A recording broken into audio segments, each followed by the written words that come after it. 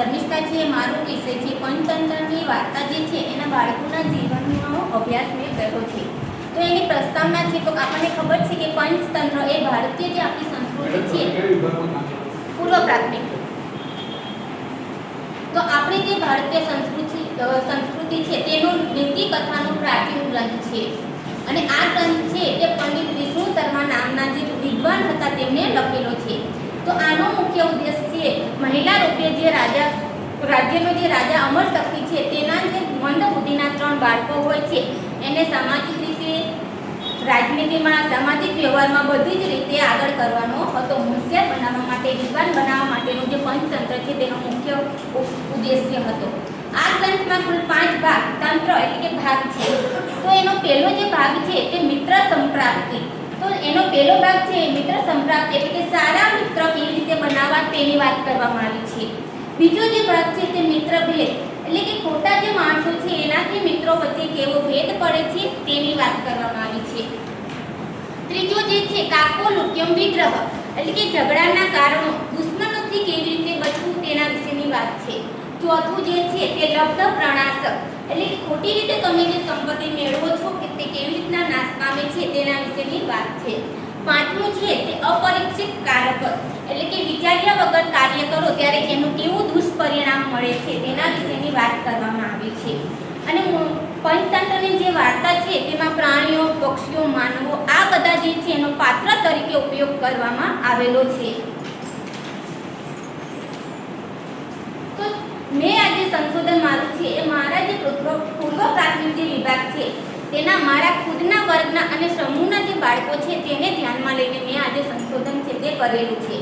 તો બાળકોની મુખ્ય સમસ્યાઓ તો કે ધ્યાનની અછત હતી બાળકોમાં. બાળકો છે એ લાંબા સમય સુધી એકાગ્ર થઈને સાંભળતા નથી. ભય અને આત્મવિશ્વાસની અછત હતી. નાની નાની વાતો આપણે કરીએ ત્યારે બાળકો છે એ ડરી જાય છે. વર્તણૂકની સમસ્યા એટલે કે ઝઘડો કરવો, ગુસ્સો કરવો, અન્યનું સાંભળવું નહીં, આવી બધી જે સમસ્યાઓ છે તેનામાં જોવા મળે છે.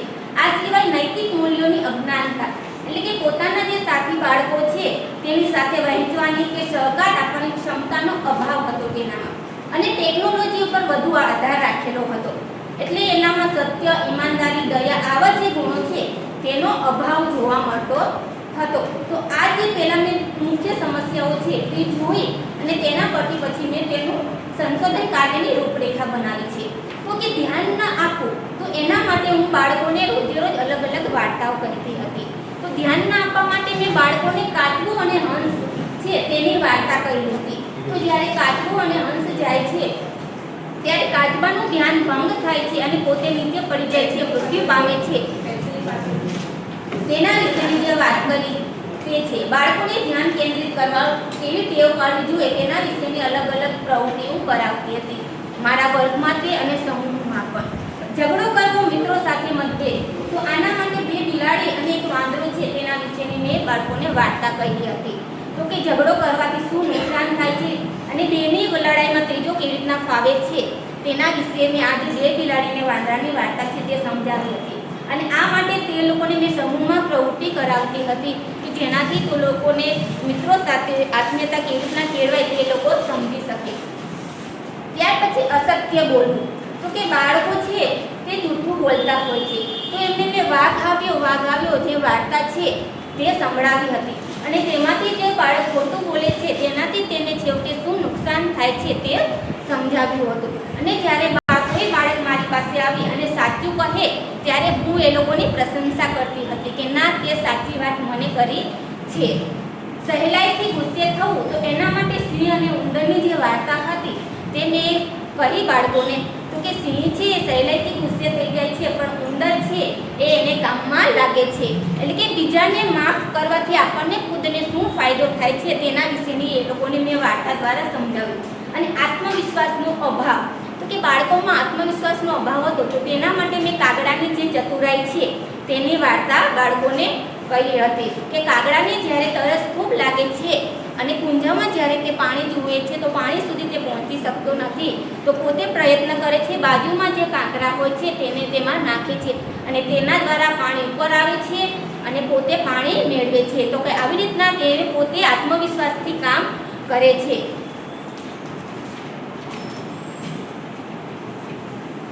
આ જે માહિતી છે એના માટે મેં અલગ અલગ પુસ્તકો વાંચ્યા છે, લેખો વાંચ્યા છે, અલગ અલગ ઘણી બધી વાર્તાઓ મેં બાળકોને કહી છે.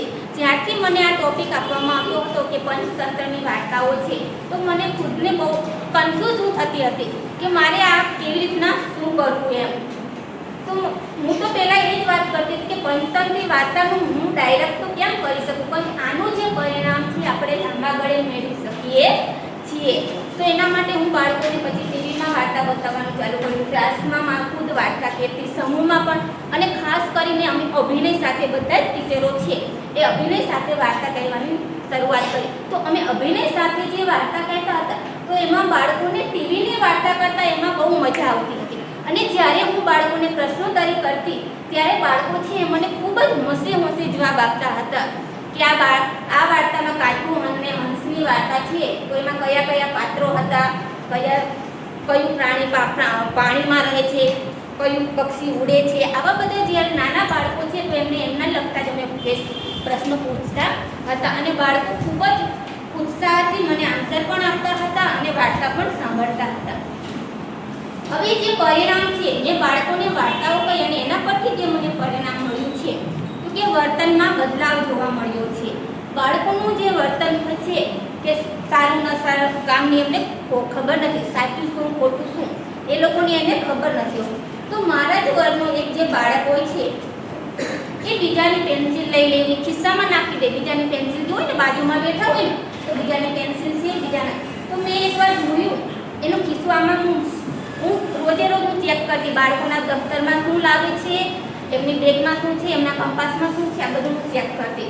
કારણ કે ક્યારેક કોઈ મને પ્રશ્ન કરે તો મારે એ લોકોને કહેવા થાય. તો એ બાળક છે એ ખિસ્સામાં પેન્સિલ, કલર્સ આવું બધું નાખી દેતો હતો. તો મેં એને એકવાર બે વાર જોયો, પછી મેં એને ટોક્યો કે આવું નહીં કરવાનું, આ સારી બાબત નથી, આ સારું કહેવાય. તો કે ના ટીચર, આ સારું ન કહેવાય. અને એના વર્તનમાં પણ મેં બદલાવ જોઈ લીધો. હું પછી જ્યારે એના ખિસ્સા ચેક કરતી કે એની બેગ તપાસ, હું કહું કે આજે કાંઈ લીધું છે? ના, નથી લીધું. મને ખુદ એવું કહેતો હતો.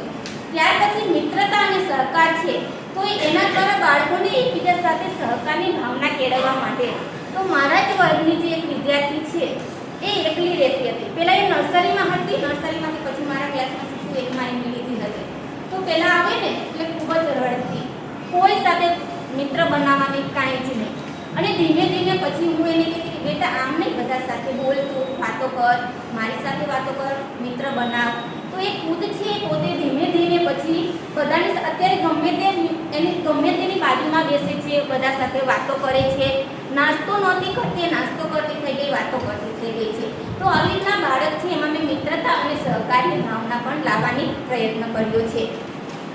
અને સમૂહમાં બાળકો છે એનું નૈતિક મૂલ્યોમાં એમનું એકબીજાને મદદ કેળવવી, આત્મવિશ્વાસ કેળવવો, મુશ્કેલ પરિસ્થિતિમાં કેવી રીતના કામ કરવું. તો સમૂહમાં હું જે છે પ્રાર્થના જ્યારે કરાવું છું ત્યારે બાળકોને બધું સમજાવું છું કે એકબીજાને વ્યવસ્થિત ઊભા ન હોય તો કેવી રીતે વ્યવસ્થિત ઊભા રહેવું, પેલો આમ કરે છે, પેલો આમ, એવું કહે ત્યારે કેવી કે ના. અને બાળકોને જ્યારે પ્રશ્નોત્તરી કરીએ ત્યારે બાળકોને આવડે કે ન આવડે, આજે આંગળી શકું તે ઊંચી કરી દે, ટીચર હું. એટલે મને ખુદને તો એવું થયું કે ના, બાળકમાં આત્મવિશ્વાસ તો જોવા મળ્યો છે ને. ભલે સાચું બોલે ખોટું બોલે, એકવાર ઊભા થઈને આગળ તો આવે છે ને. અને એ લોકોના અભ્યાસ પ્રત્યે પણ રસ વધી જાય છે. કારણ કે વાર્તાઓ, પંચતંત્રની જે વાર્તાઓ છે ને એમાં મુખ્યત્વે પ્રાણી અને પક્ષીઓનો ઉપયોગ થયેલો છે. એટલે બાળકોને છે ને કાર્ટૂન જોવા બહુ ગમતા હોય છે. એટલે આનાથી એ લોકોને છે ને બહુ મજા આવે છે, રસપ્રદ લાગે છે. આમ પંચતંત્રની જે વાર્તા છે એનો બાળકોમાં સંસ્કાર, નૈતિકતા અને સમજદારી વિકસાવવાના મેં પ્રયત્ન કર્યા છે. અને હવે અમે એક વાર્તા છે તે પ્રસ્તુત કરીશું.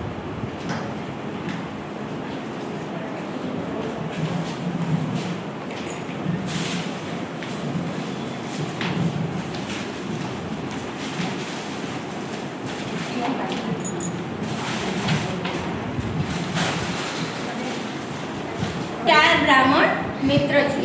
આ અમે છીએ, ચાર બ્રાહ્મણ મિત્ર છે. આ ઋષિ મહારાજ છે. તો એક ગામ હોય છે તો એમાં ચાર મિત્ર રહેતા હોય છે. તો એક જે બ્રાહ્મણ છે એનું નામ સોમ છે, આ બીજો છે એનું નામ વિષ છે, ત્રીજો હું જીવન છું અને આ ચોથો છે બુદ્ધ છે. તો આ જે સોમ છે એની પાસે એવી શક્તિ હોય છે કે ગમે તે વસ્તુ એ જોઈન્ટ કરી શકે છે. બીજો આ જે છે વિષ એ પોતે એમાં હાડ માંસ લોહી અને હું જે જીવું છું એ જે જોઈન્ટ વસ્તુ જે જોઈન્ટ કરી છે એમાં હાડ માંસ એમાં જીવન ઉમેરી શકું. અને આ જે બુદ્ધ છે તે સામાન્ય માણસ સામાન્ય બુદ્ધિ છે એનામાં આ ત્રણ જેટલી બુદ્ધિ નથી. એ ત્રણેય હવે બુદ્ધિ પાસે જ્ઞાન મેળવવા માટે જ્યારે જાય છે. નમસ્તે ગુરુજી. આયુષ્યમાન ભવ.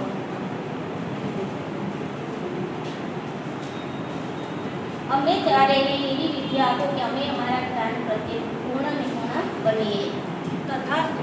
પણ તમે તમારું કાર્ય એટલું નિપુણતાથી કરજો અને જોઈ વિચારીને કરજો. પણ ગુરુજી આ લોકોની જેવી કોઈ મહાન વિદ્યા મારી પાસે નથી, તો તમે મને કોઈ એવો આશીર્વાદ આપો કે હું આગળ વધી શકું. ભલે, પણ તું જે કાર્ય કરે તે તું યોગ્ય અને વિચારીને કરજે. સફળ થાવ.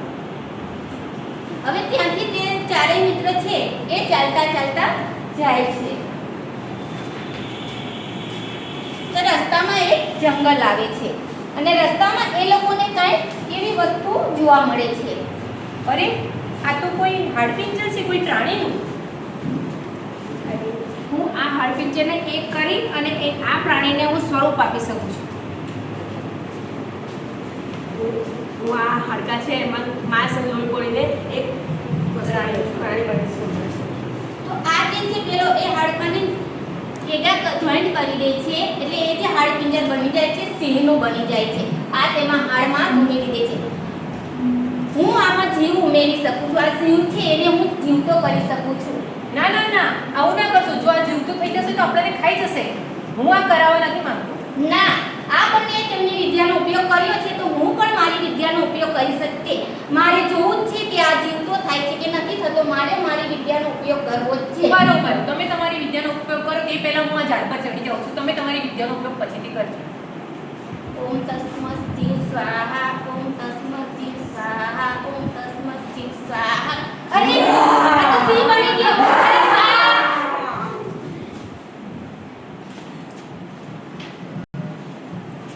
Thank you.